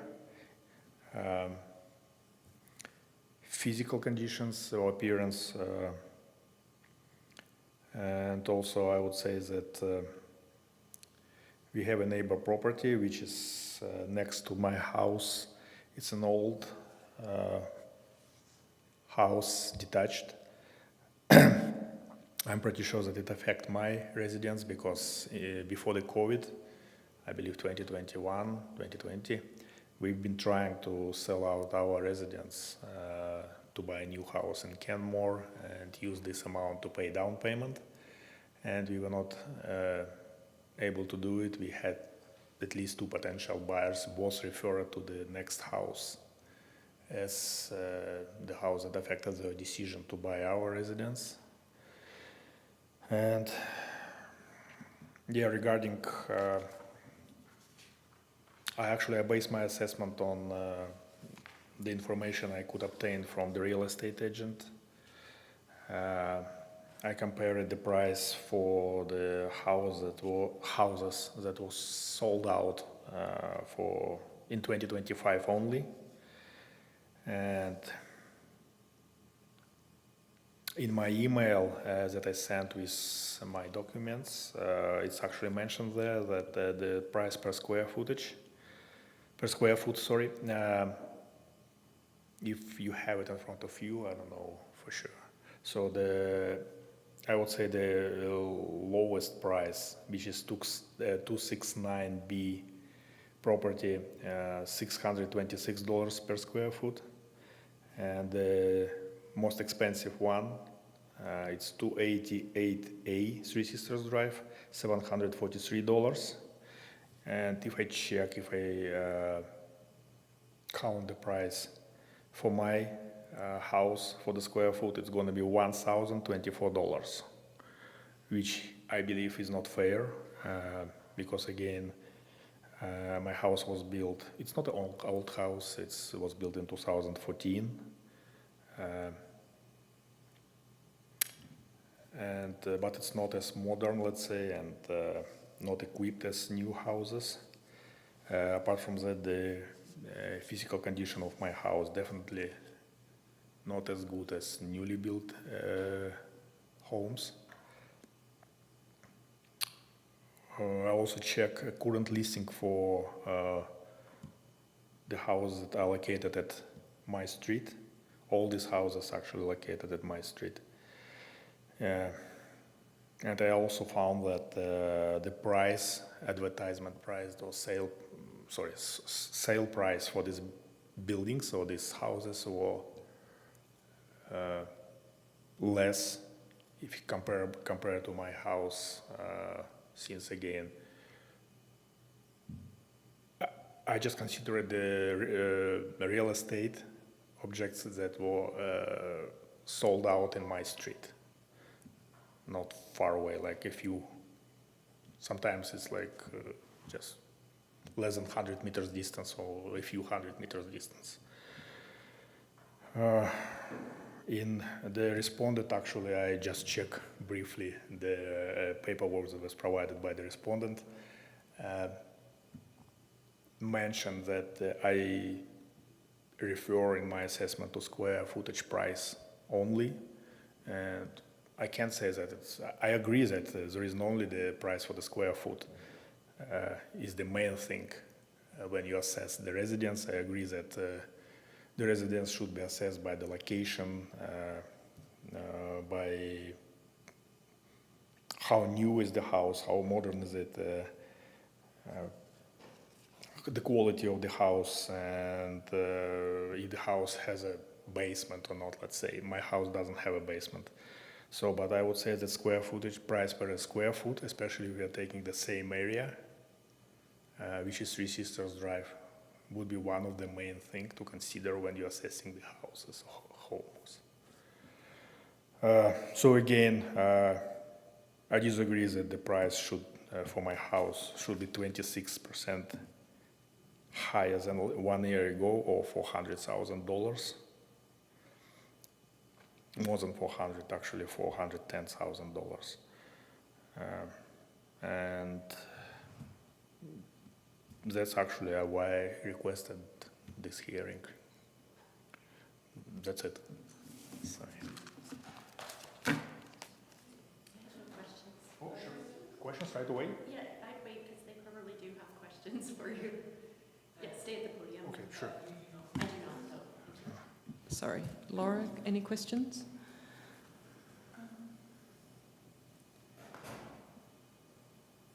No, I don't have any questions, actually. No questions from me either, thank you. Thank you. So, yeah. The respondent's evidence.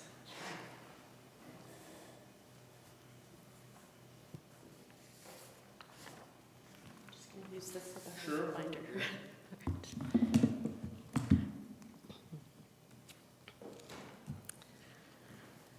Okay, so we're here to discuss roll number 21500 at 237A Three Sisters Drive. And the respondent is requesting that the board confirm the 2025 assessment for the 2026 tax year at $1,936,000 for the subject property. So turning to page 3, in our presentation, we will demonstrate to the board that assessments must be prepared on an annual basis. The valuation standard for the subject property is market value, and that the assessor must prepare assessments in a fair and equitable manner. So turning to the subject property on pages 4 through 7, we can see the exterior photograph of the property as well as the aerial maps and aerial imagery for where the subject property is located within their neighborhood along Three Sisters Drive. So on page 7, the subject property is a 2014 built duplex, again located on Three Sisters Drive. So now when we go to page 8, I just want to give a little bit of a background into the assessment process in Alberta. So the Municipal Government Act and the matters relating to assessment and taxation regulation require that assessments reflect market value using mass appraisal techniques. So market value means the amount that a property might be expected to realize if it is sold on the open market by a willing seller to a willing buyer. Property assessments for this year must be an estimate of the value of the property on July 1st, 2025. Mass appraisal requires the assessor to analyze groups of similar properties and apply standardized valuation models to ensure fairness and equity across the municipality. So at the bottom of page 9, our disclosure explains the market modified cost approach. This is the valuation approach used for detached and semi-detached residential properties in the town of Canmore. This approach is a hybrid of both the cost and the sales comparison approaches to value. Under this approach, all improvements are first valued based on cost, and then the values are adjusted to reflect the current market conditions based on the sale transactions, and it closely mirrors the actions of buyers and sellers in the marketplace. So now on page 10, just to talk a little bit about the sales. So sales occurring between July 1st, 2022 and June 30th, 2025 were analyzed in the preparation for this year's assessment. These sales are then adjusted to reflect the conditions of the legislated valuation date of July 1st, 2025. The assessment process relies on validated Alberta land title transfers, not listings or informal market commentary. So now turning to page 12. We outline the physical characteristics and improvement details used in preparing the subject property's assessment. The subject property is an 1,890 square foot, 2-story basementless custom duplex custom quality duplex. This results, along with all the other characteristics that we've included on that page, results in an assessment of $1,936,000. So now on page 13, the first issue raised on the complaint form is that the assessment by the complainant is that the assessment increased approximately 26% from the prior year, whereas the complainant believes the market only increased approximately 8%. The respondent submits that a year-over-year change in the assessed value is not a valid valuation methodology. Alberta legislation is very clear in that assessments are prepared annually. We've provided you with several board and court decisions which confirm that prior assessments are not a basis for future assessments, percentage increases are not valuation techniques, and assessments must independently reflect market value as of the legislated valuation date each year. So now on page 14, the second issue raised by the complainant is that the nearby sales and listings indicate a lower value based on a sale price per square foot calculation. We submit that price per square foot is not a reliable valuation method when used in isolation. Price per square foot assumes that every square foot contributes value at the same rate. However, buyers and sellers do not purchase homes in that manner. They consider the location, the age, quality of construction, the site characteristics, and the overall market appeal.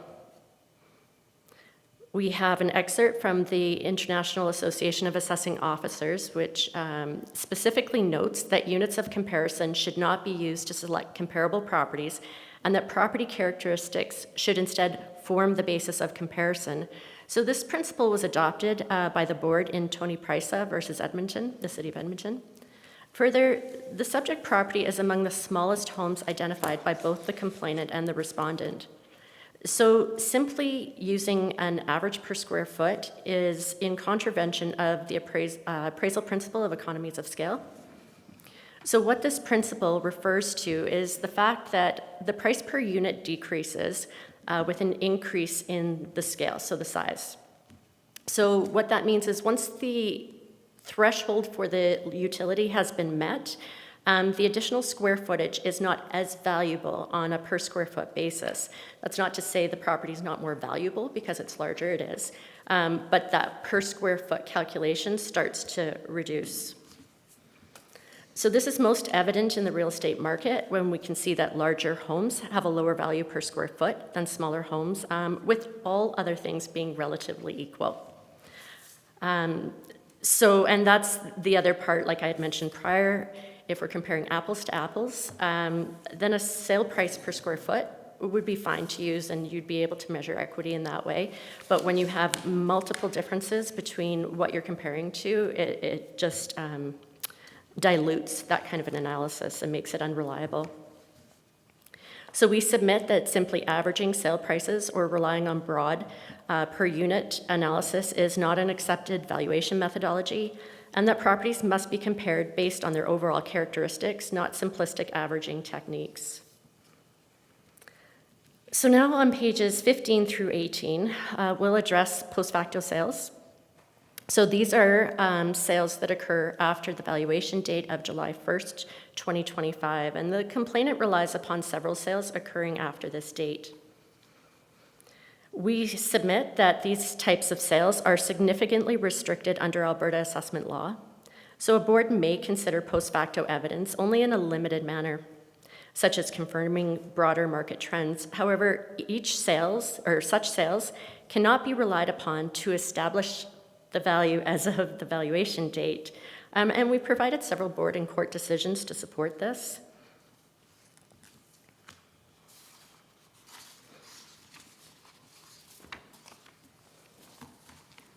And we submit that this framework exists because assessments must reflect the market value at a historical point in time based only on the information that was known or knowable as of that July 1st, 2025. So sales occurring after that date, although they may reflect changing market conditions that have occurred after July 1st, 2025, and therefore can't be relied upon to retroactively establish market value for a prior assessment year.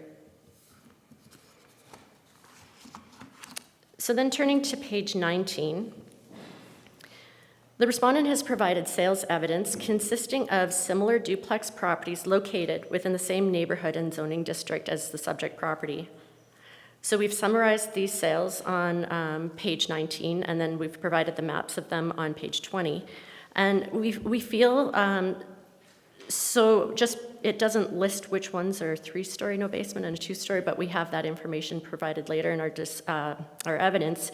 But just to list for you, our comparable number 1 is a 2-story no basement, similar to the subject property. And then our comparable sales number 2 and 3 are both 3-story no basement properties. So we do feel that our comparable number 1 is the most comparable to the subject property. Just in, the property has the same lot size, the age, and similar size of the improvement as well. In fact, and it's also within a couple properties from the subject property, so in a very similar location. Although we have used sales of 3-story no basement duplexes as part of our comparables, all 3 sales do support the values at or above the subject property's assessment of $1,936,000, and they do demonstrate that the assessment is reasonable and supported by the market.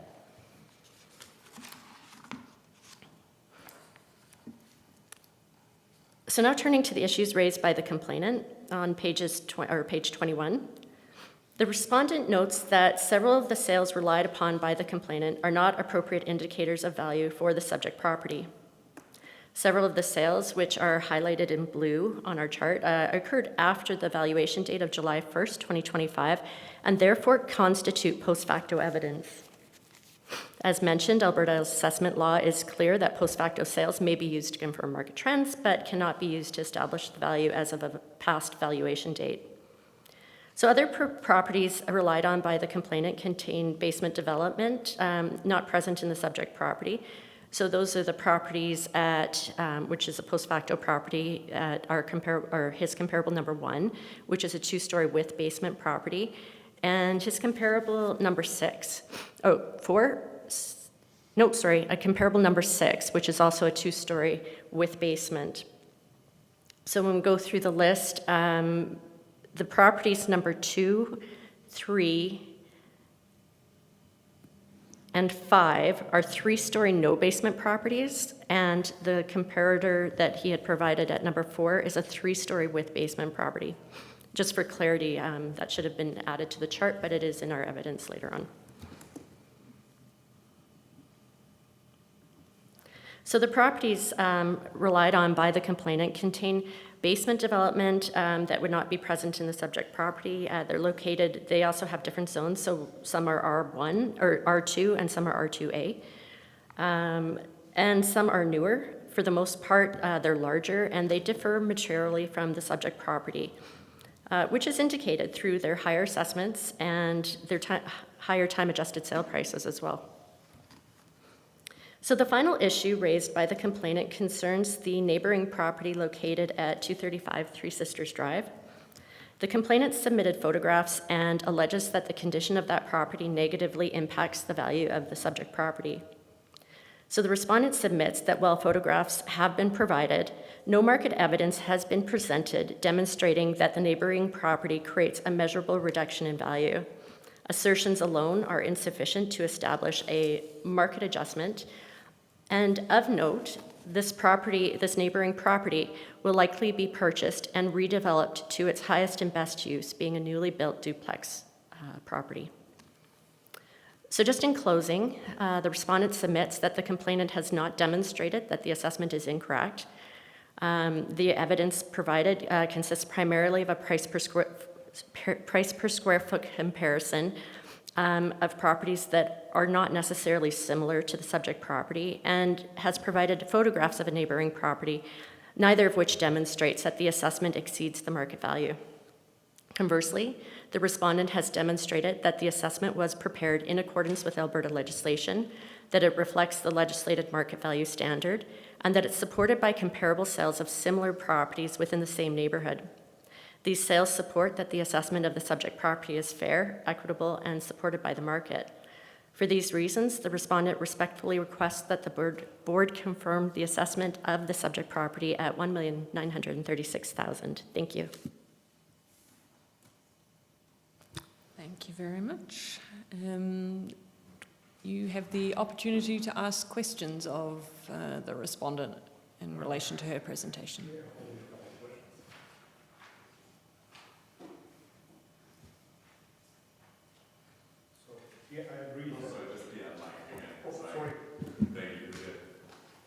Yeah, I agree that during the property assessment, not the square footage only the main thing, but I would say it's still one of the main, let's say, thing or value that people considering when buying the property. Also, we like looking the all things together to buy the house, make assessment. Like when the house was built, again, what is the condition of the house, what is the condition of equipment in the house, and things like this. But again, if we are taking into consideration while doing assessment of the property on the same street, there should be some kind of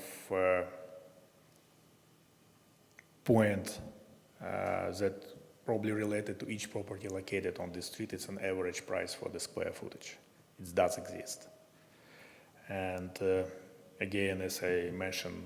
Sorry, just to interrupt you here, what your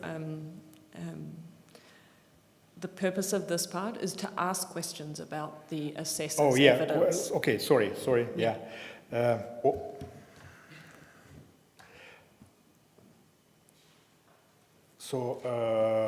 My opponent mentioned that I was using comparables that was sold out before July 1st, 2025. Is it correct? I'm sorry, what was your... So I was using in my assessment, like the property I provided to compare the value of my house. They was sold before July 1st, 2025. No, so there is sometimes a difference between what there's always a difference between what MLS or realtors will report as a sale date and Alberta land titles. And so when we're preparing assessments, we're actually required to use the Alberta land title transfer date. So that's where you may see some discrepancy between the sale date that you have and the sale date that we've provided in our information here. So the dates that we've provided on page 21 of our disclosure are the Alberta land title transfer dates. Okay. So do you think that how big would be the difference, let's say, between the time, price difference to sell the same residences from when it was actually sold and until the title was entered to the Alberta title register or whatever? So it's, yeah, go ahead. Yeah, and so we wouldn't have that information. As I mentioned earlier in my presentation, when we're preparing the assessments, we're only looking to sales that go up to that June 30th, 2025 date. So anything that occurred after that, we didn't know about when we're preparing the assessments, nor was many of them knowable to us. So we wouldn't have until next year's assessment, so the 2026 assessment year, we wouldn't have any kind of market analysis as to what the difference would be. Okay. And when you was providing your comparison in your paperwork, did you use the assessment price for the comparable properties or sales prices? So you're referring to the information I have here? Yes. Yeah, so we're looking at both. So the reason that we put this chart on is to show what this year's assessments are in comparison to the comparables, like for your property versus the comparables that we have. But when we prepared the assessments, and when we're here defending the assessments, we're looking at the sale price adjusted to July 1st, 2025. So we're looking at the sale prices when preparing the assessments, and also bringing them forward to the board. Okay, yeah, I see.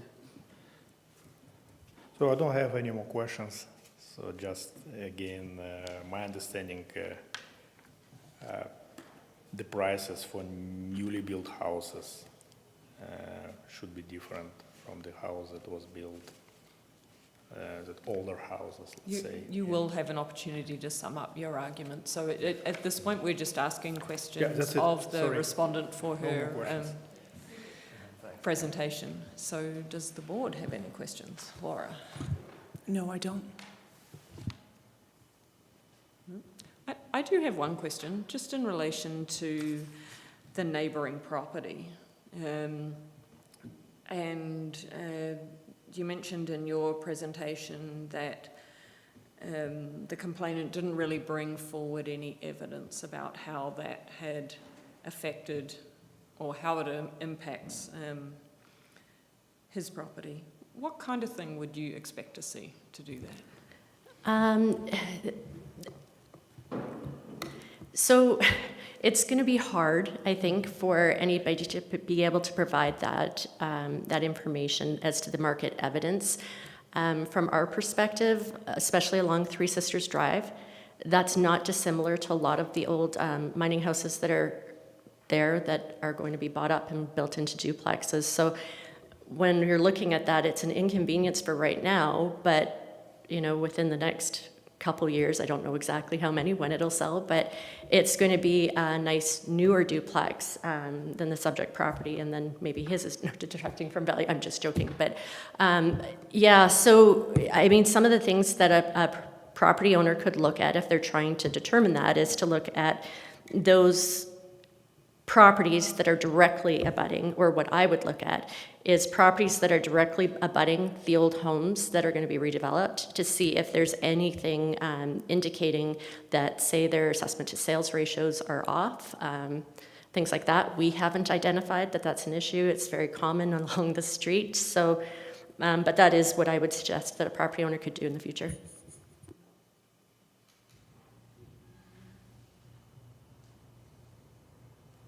I did actually have one other question too. So you made a comment about price per square foot and not using it as a primary source of comparison. What about as a secondary source though? So if you've gone out and looked at properties that you believe according to their characteristics and the date of their build and the types of features that they have in comparison to your property, then you look at your analysis on a price per square foot. Yeah, and that would be something that one would look at. So if you've got similar properties, it could be reliable, as I mentioned prior. It could be reliable. You've got the same square footage. What happens when you're looking at a sale price per square foot is it's only looking at one component that goes into the overall value. So it's not. I mean, you could look at it your lot size per square foot, but then it's not taking into account the improvement.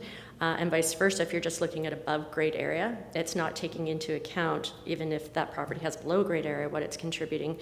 So I would suggest that it's really it could be meaningful, and appraisers use it, in developing their appraisals. And it's something that we review when we're looking at things as well. It's just not reliable when you're looking at so many differences between the properties that you're comparing to. We've had sale price per square foot analysis with a property that's on the Bow River versus not. I mean, right. So it just, as long as we're looking at it, when we're preparing assessments, we're looking at all of those differences in the property characteristics, which is similar to what a potential buyer would be looking at as well. They feel that the basement would be valuable if you only have a 2-story no basement versus a 2-story with basement. That basement area is going to add value. So that's, I don't know if I answered your question exactly. Yeah, I think it does. Okay. Thank you. Okay. Ben, help me out. Do we have any rebuttal evidence here? No, we do not. Okay, so we are going to go to the argument summation. So you have the opportunity now to summarise your argument. I think I'm good. I don't know what to say. You're all talked out. The floor is yours.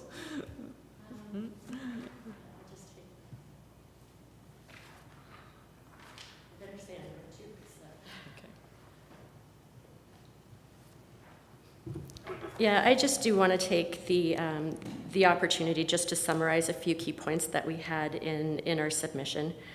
The complainant used several sales that were used after the evaluation date of July 1st, 2025, which we wouldn't have known, or they weren't known or knowable at the time that the valuation was provided, which we've provided decisions on.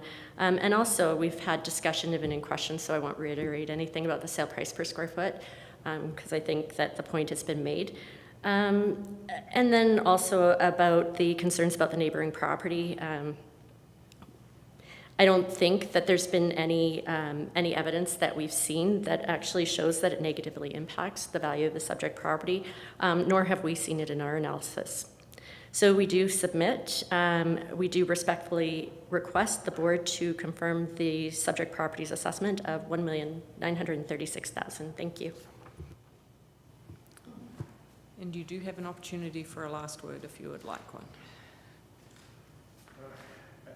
Should I go there? Yes, please, thank you. Yeah, I just don't want to repeat myself. So again, my main idea is that the property located in the same street and roughly with the same, let's say, physical appearance and things like this, when the price per square foot is almost twice different from the sales in 2025.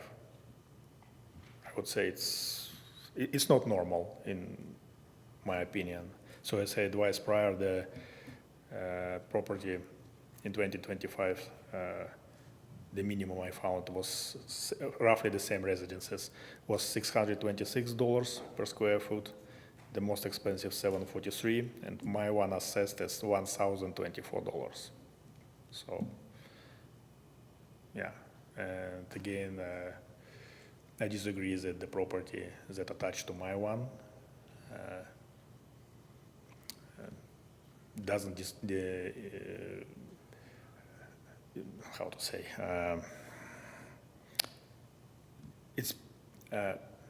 it's definitely affecting the price for my property. So let's say like this. So it depreciated. That's it. Thanks. Okay, thank you everyone for your cooperation and for your helpful presentations. At this time, I would like to ask the parties if they feel that they have been heard today and if they feel they have received a fair hearing. Sorry. We're just asking if you feel that you've been heard and you have received a fair hearing. Yes. Okay. I will now declare the hearing closed. No further evidence or submissions may be received by the board. The Municipal Government Act requires a written decision within 30 days and gives the clerk an additional 7 days to issue the decision. We will make every effort to meet or beat those requirements, and the clerk will forward our decision to you at our earliest opportunity.